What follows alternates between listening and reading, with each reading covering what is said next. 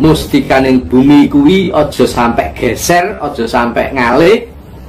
Yen to ngalih ning kene besok bakal kelep.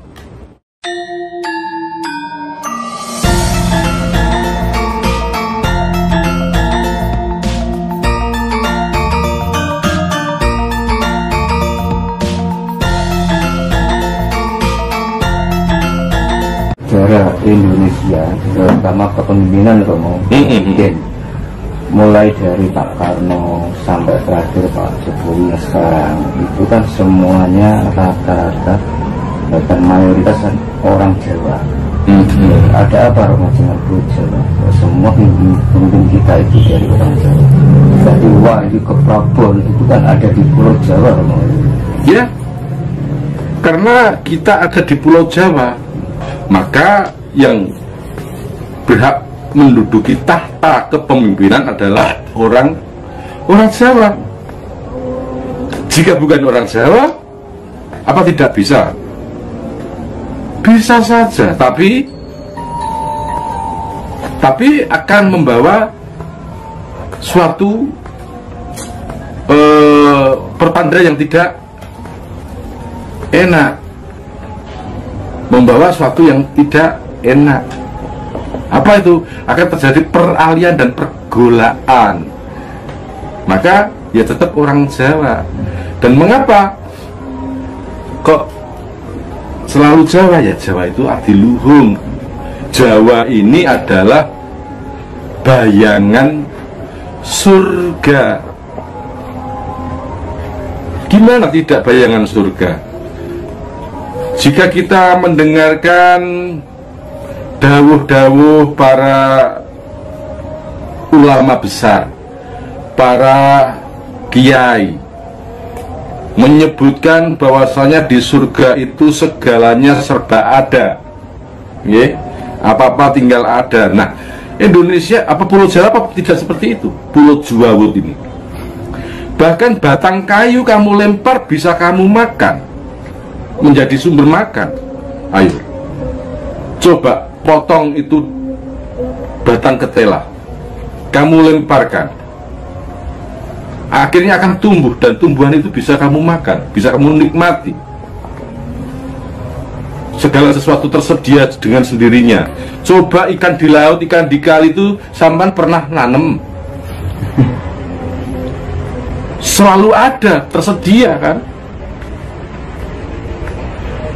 Emas yang digali bertahun-tahun di salah satu pulau tidak ada habisnya itu. Apa ada yang menanam? Bukankah itu segala serba ada? Inilah yang disebut surga. Tentang nikmatnya di surga itu dilayani beberapa bidadari. Bagi penjenengan yang sudah menikah, coba apa kurang bagaimana bidadari yang ada di rumah penjenengan? Bangun tidur sudah ada kopi, makan sudah disiapkan, dan yang belum punya istri, ibunya itu bidadari kita, gitu. Nah, jadi jangan terlalu berpikir jauh. Jawa ki surga, no. Maka pertanyaan penjelasan sudah terjawab. Mengapa kok Jawa? Lah Jawa ki swargane dunya kok. Apapun yang penjelasan itu ada.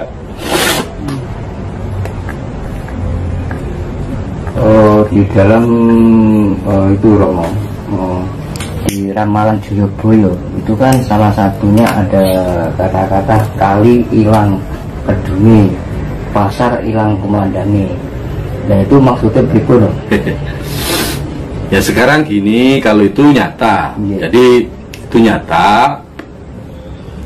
Sekarang kita menemukan kan saluran air, tapi di mana kita mendapatkan danaunya?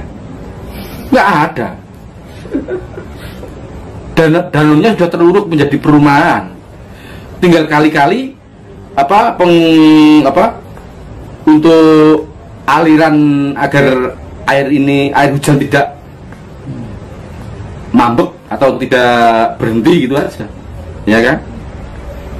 kali hilang gedungnya, terus apa tadi pasar hilang Kumandangi. kumandangi. Kalau dulu penjenengan monggo dimanapun penjenengan berada, pasti pada saat pasaran hari tertentu di situ ada penjual obat, penjual apa yang menawarkan dagangannya.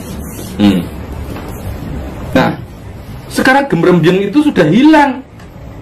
Karena apa? Segala sesuatu dikemas di toko-toko masing-masing. Itu. Bahkan pasar rakyat sudah tergantikan dengan swalayan, supermarket, dan pasar-pasar yang lainnya. Pasar tradisi sepi, tidak berkumandang seperti dulu.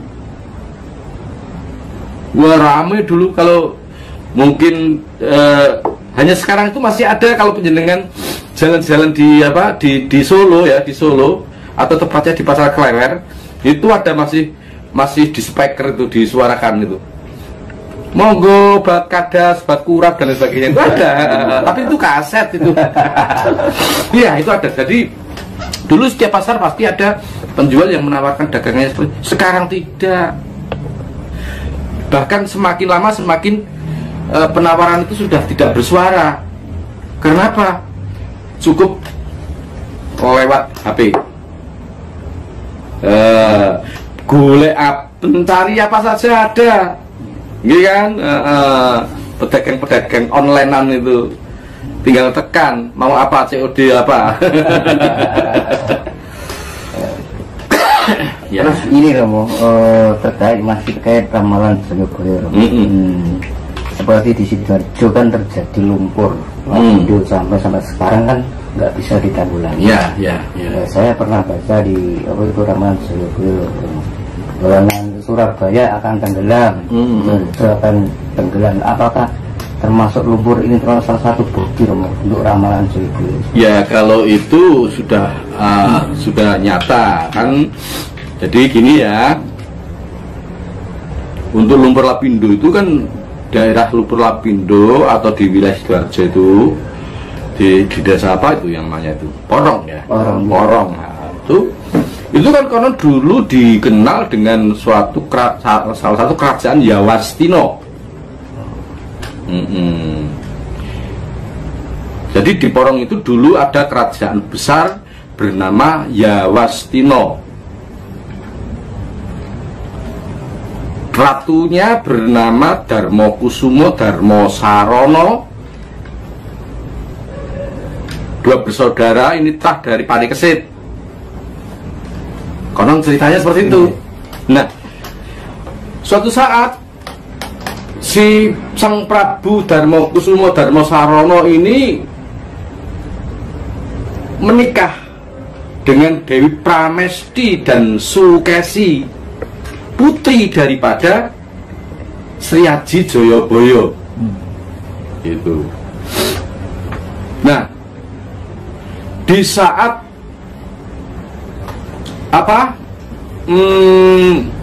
sedang menikmati bulan madu, ternyata Yawastino itu diserang musuh, sehingga Sang Prabu Darmokusumo Darmosarono dan Joyokusumo ini melawan para pemberontak itu hingga akhirnya memenangkan peperangan. Setelah memenangkan peperangan, istrinya diboyong pulang. Sesampai di rumah menyampaikan kabar gembira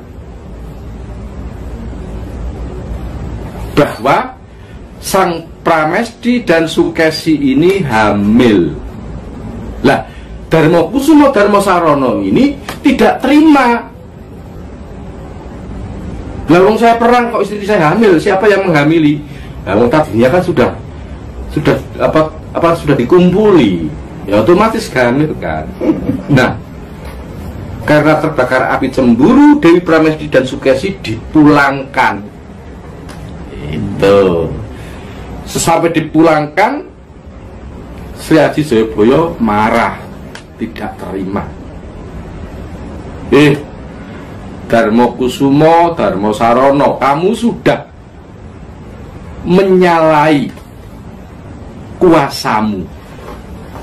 Kamu menganggap paling kuasa, kamu menganggap paling digdaya.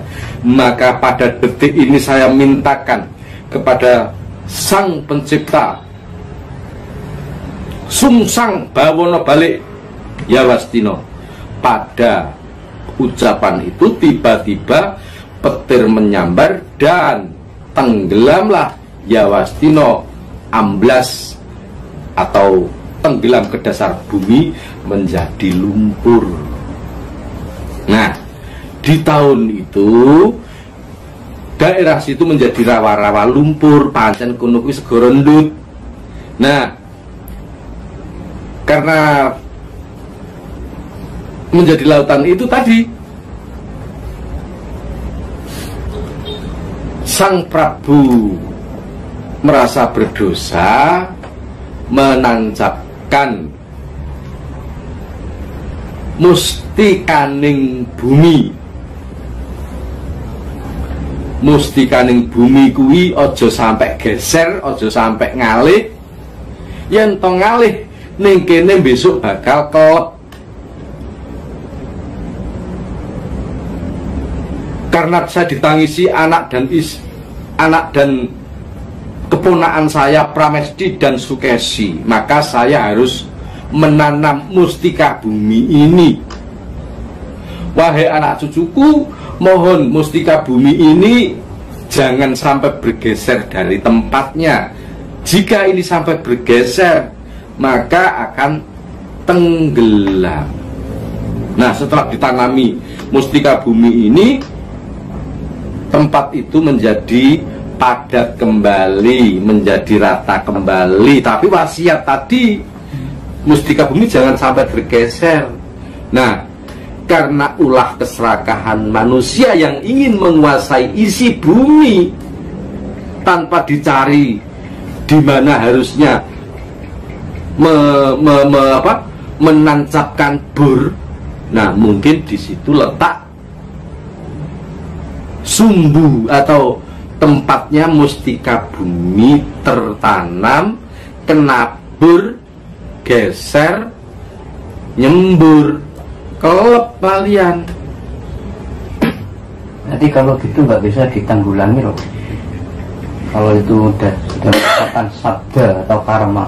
Ya, semoga saja itu lambat laun lumpur-lumpur itu akan mengendap, mengeras dan bisa ditempati kembali. Tapi jika sudah ditempati kembali, ayo toh diriksa bumi ini. Dan ini juga merupakan peringatan keras pada para penguasa. Artinya penguasa bukan hanya penguasa kerajaan, bukan hanya penguasa negara, bukan hanya penguasa wilayah, tapi juga penguasa modal. Khususnya penguasa modal. Jangan mentang-mentang duit akeh terus ngongkon iki dibur, kayak digraji, kayak diketok. Segala sesuatu itu ada aturannya. Setiap wilayah itu ada yang membawai.